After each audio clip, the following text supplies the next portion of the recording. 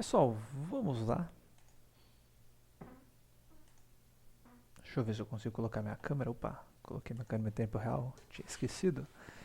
É, Vamos agora a uma parte aqui de mecanismo de herança múltipla que eu havia comentado com vocês, tá? Para isso, eu vou utilizar agora o Spider, que é para programar um scriptzão de uma vez. Então, abri o Anaconda Navigator. Estou utilizando esse cara aqui, porque depois eu vou gerar o script Python, tá?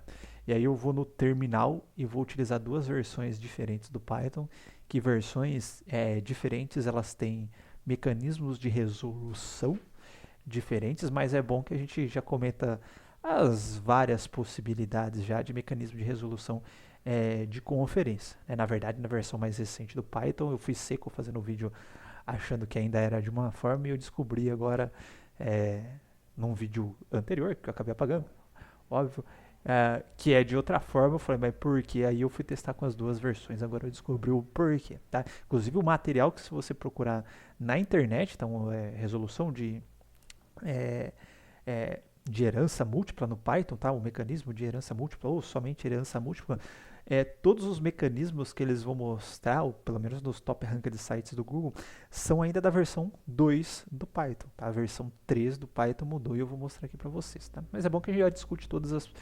possibilidades e ver um ambientinho diferente aqui para programar, que não é o Colab, tá? Mas se vocês digitarem lá também o Python REPL, né, que nem a gente fez no Java lá, ele vai abrir um ambientinho igualzinho esse daqui que eu estou utilizando online, tá?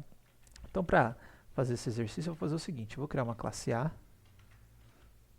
Aqui eu vou criar sem passar o object, porque o object é da versão 3, tá? E eu não vou conseguir mostrar os dois mecanismos de resolução de conferência, tá? Essa classe A, ela só vai ter um def imprime e o self, tá? Vou colocar aqui um print imprimindo DA. E mais uma coisa que eu já aproveito para comentar, que dificilmente agora você vai começar um projeto zero usando o Python 2, também você serve algum projeto. Mas aí no Python 2, né, caso você fosse fazer aquela herança, né, que eu falei que ia chamar o super, eu tinha colocado um exemplo no slide, que também funciona no Python 3, obviamente, que você tinha que passar a classe e o self, né, e depois fazer a chamada. Para o Python 2 é mandatório, não tem essa facilidade só do super aqui, igual tem no Python 3, tá? Então, vamos lá. Aqui no def, eu coloquei só um imprimir A, tá na classe A, então ela só faz isso. E aproveito para colocar mais um mecanismo para vocês. Perceba que a hora que eu dei o tab no Colab, ele foi inserindo espaços, tá? Aqui o tab, quando eu mudei de editor, ele também inseriu espaços, só que inseriu um número diferente de espaços, tá? Então existe uma briga, né? Assim como quando você tem as chaves, né, de bloco, aí você fala, não, você tem que colocar a chave embaixo, não, você tem que colocar abrir a chave na frente, e etc. Existe aquela briguinha. Aqui no Python existe a briga de usar tabulação e de utilizar espaços, tá? Uma que se você está utilizando o tab, quando os editores inserem espaços, eles podem inserir espaços diferentes. Então, você está no editor é uma coisa, você dá um tab, se você copiar um código e jogar para o editor dar um tab, seu código vai meio que desindentar, dá problema de indentação todo.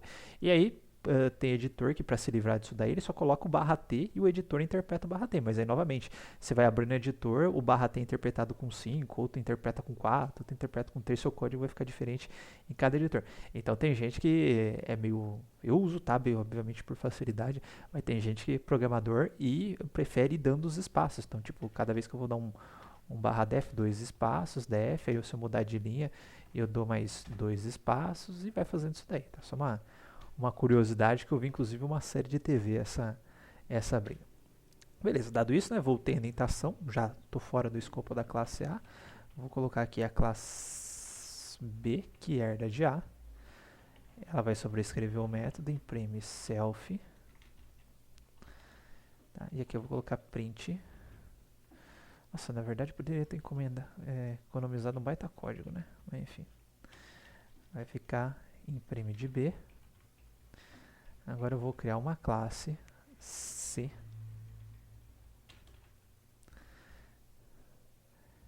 Imprime de C. E agora eu vou criar uma classe CD, que ela vai herdar de B e ela vai herdar de C, tá? Vou salvar esse script aqui. Ah, salvei sem querer, pô.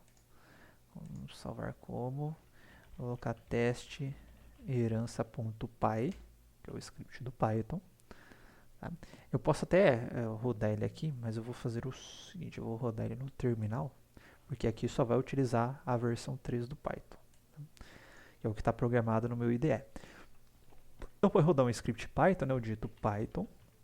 Tá? Aqui eu tenho algumas versões, tá? Tenho só o Python, esse só o Python, para falar a verdade, nem sei qual versão que é, mas eu tenho o Python 2, 2.7, 3, 3.5, etc. Tá? Aqui pode ser qualquer um. Ah, desculpa, esqueci de complementar o meu script aqui, né? Aqui eu vou criar um D igual a D ponto, e aí eu vou chamar a função imprime. Certo? Bom, aí eu vou... O meu Python pode ser o Python 3, né? É teste herança.py, imprimindo de D, tá? Obviamente aqui não tem qualquer tipo de novidade ou susto, porque o B ele sobrescreveu, tá? Aí falar o seguinte, ó, B não vou implementar nada, uma classe vazia, tá? Se eu fizer só dessa forma, né, ele vai esperar os 2 pontos, vai esperar ler o conteúdo da classe e não vai achar o conteúdo da classe, porque depois já tem algo que não está identado, tá? Então nessa situação a gente usa a palavra-chave plus, que é tipo passa, tá? Tem um corpinho aqui vazio, tá? Para indicar que o corpo é vazio. Vou salvar, tá? E agora vou... Ah, antes de mais nada, eu estou velho caduco, né? Só para eu poder explicar o mecanismo de resolução aqui, eu fiz o seguinte, ó. Tá? Eu peguei uma classe A, credo, como tá lerdo. Eu, hein? Deixa eu diminuir um pouquinho. Eu peguei uma classe B. Eu peguei uma classe C. Eu peguei uma classe D. E aí eu fiz o A. Desculpa. O B. Nossa senhora. Vamos fingir que isso é um triângulo. O C. Ele herda do A. E o D herda do D e herda do C. Por favor, eu já sou ruim de desenho, mas com esse delayzinho me quebrou as pernas, tá? Então esse é o nosso desenho aqui da nossa hierarquia de heranças, tá? Bom, agora eu tenho o D herdando de B e C, tá? O D não tem o método imprime, obviamente, na hora que eu chamei imprime, se o D tinha um imprime, ele vai chamar o imprime do D. Agora o D não tem, tá? Qual que é o mecanismo que ele vai utilizar daqui para resolver, tá? Esse mecanismo, ele vai variar de versão para versão, tá? Então, qual que é o mecanismo da versão 2? Tá? Da versão 2, ele vai fazer uma busca que é chamada de busca em profundidade. Que eu vou ilustrar dessa forma aqui. E na versão 3, ele vai utilizar um negócio que é chamado de busca em largura.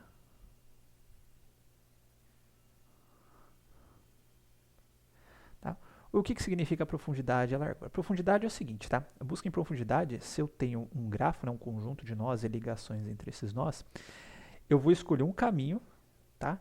E vou tentar ir o mais profundo desse caminho. Tá? Então, por exemplo, se eu estou em D, eu vou para D. Tá? O mais profundo vamos supor que aqui sejam níveis, né? Então aqui eu tenho um nível, aqui eu tenho outro nível, aqui eu tenho outro nível da minha árvore. Eu vou tentar avançar o mais rápido possível entre os níveis, tá? Então para isso, primeiro eu vou para o D, depois eu já vou para o filho do B para o A. Se o A tiver um filho, eu vou para o filho do A, para o filho do A. Então eu vou avançando em níveis o mais rápido possível. Já na busca em profundidade, ele vai avançando, tá? Percorrendo os níveis mais baixos primeiro antes dos mais altos. Então primeiro ele vai percorrer o D, depois o B e o C, depois o terceiro nível, todo mundo que tiver aqui nesse terceiro nível, né, nesse segundo nível, desculpa, que aqui é nível 0, depois todo mundo do quarto e assim por diante. Então ele vai varrendo meio que na horizontal esses nós da árvore. Tá? Então no Python 2, ele utiliza a busca em profundidade. Como que seria o mecanismo? Bom, o D não tem. Quem que eu vou tentar pegar? Vou tentar pegar o filho mais à esquerda, que é dado pelo elemento aqui que aparece mais à esquerda aqui nos parênteses. Tá? E aí ele vai tentar procurar aí nele. Se ele não achou, ele vai tentar procurar no antecessor dele. Aí ele vai para o A. Se ele não achar no A, ele vai no antecessor e assim por diante. Até que ele chega num nó, como é o caso do A aqui, que não tem mais para onde ir. Tá? Aí ele volta e vai tentar por outro caminho. Aí ele iria tentar pegar o C no caso. Tá? Então na busca em profundidade, na versão 2, ele vai tentar primeiro o B, depois o A. Tá? Então vamos fazer um testezinho aqui. Tá? Então dessa vez aqui que eu chamei o Python 3, né? Eu vou colocar aqui o 2.7 também, que nessa versão do script a gente não tem qualquer tipo... Eu já apaguei já? Ah, eu já apaguei. Desculpas. Tá? Tanto no Python 2.7 quanto no 3, tá? Ele vai dar o imprimindo do B. Porque o B tem o método, né? Então se for em profundidade, primeiro ele iria para cá para depois ir para o outro, mas ele já achou aqui. Se fosse em largura, ele ia começar daqui para depois ir para o C, para depois, mas ele já achou aqui no C também. Então aqui não teve dúvida. Tá? Se eu apagar aqui do B, então meu B vai ser só uma classe vazia também. Aí vamos ver o que vai acontecer. Tá? No Python 2.7, ó, ele deu imprimindo de A. Eu vou voltar no desenho. Ó. O D não tem, aí ele foi para o B. O B também não tem, aí ele foi para o A. O A tem. Tá? E no Python 3,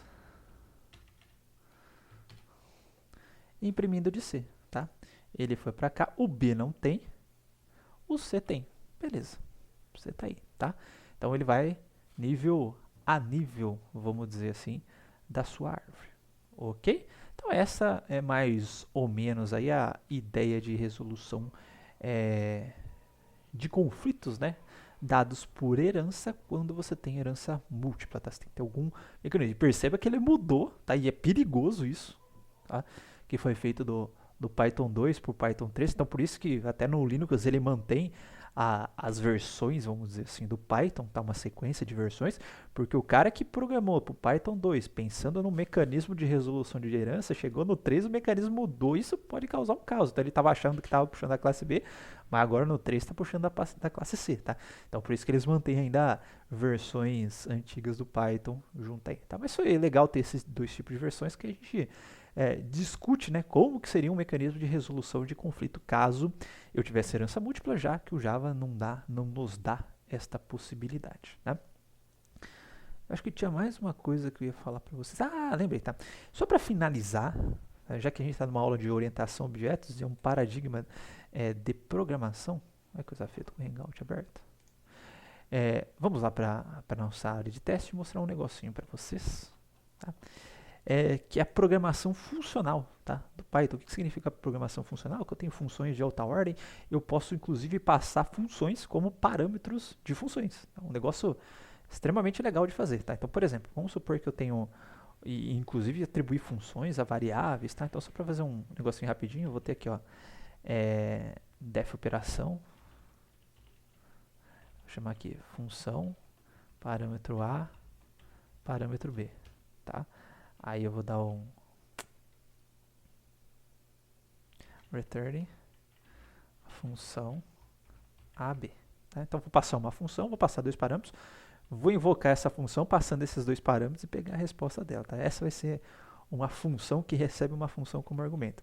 Aí eu vou criar outra função aqui, ó, def soma AB return A mais B e vou criar, uma outra função aqui, def sub AB return A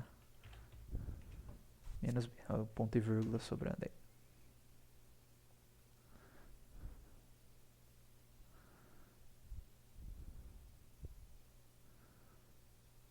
Acho que o meu computador que está lento no geral. Bom, dado isso, tá? Eu posso fazer o seguinte, ó, eu posso atribuir essas funções a variáveis, ó, OP igual a soma, tá? E depois posso chamar a função soma a partir dela, 2, 3, retorna 5, tá?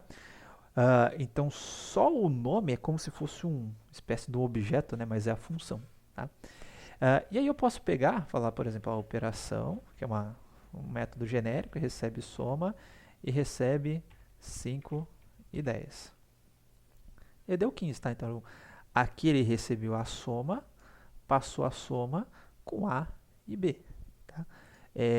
Se eu passar agora, ó, sub, deu menos 5, tá? Então, passei subtração como parâmetro, aqui o função ele substituiu por subtração, chamou A mais B, tá? Então, isso é um estilo de programação bem legal, a gente consegue criar funções de uma linha, se eu não estou enganado, soma 2 igual lambda, eu acho que assim, eu já estou HH, A, B, 2 pontos, A mais B, acho que é soma 2, 4 mais 6, tá? Deu 10 aqui, então tem mecanismos aí, inclusive, de você criar função para uma linha, atribuindo uma variável. É bem legal, não vou discutir isso daqui, tá? Porque não é Desculpa, é uma programação funcional, é outro tipo de paradigma diferente, mas só mostrando que o Python, né, que é uma linguagem que a gente está utilizando para orientação a objetos, ele é múltiplo paradigma, tá? Eu consigo programar procedural, orientado a objetos, como a gente viu, e funcional também, tá? Assim como o JavaScript, ele vai seguir o mesmo caminho, tá? Então, só por curiosidade aí, nesse finalzinho de aula, tá? Então é isso, pessoal. Eu vou deixar um exercício para vocês fazerem, aí fique à vontade, se quiser fazer aqui um pequeno exercício, né? Digitar Python REPL para não ter que instalar o Python aí na máquina de vocês, assim como a gente fez no início da disciplina com Java, tá? Pode fazer online mesmo, só faz o download do scriptzinho Py, que eu vou me pedir, .py, e aí vocês me mandam, tá? Então é isso, eu volto depois mostrando o inferno que é a orientação a objetos em JavaScript, tá? Tem muita coisa igual, mas tem muita coisa diferente, tá? Então, até lá.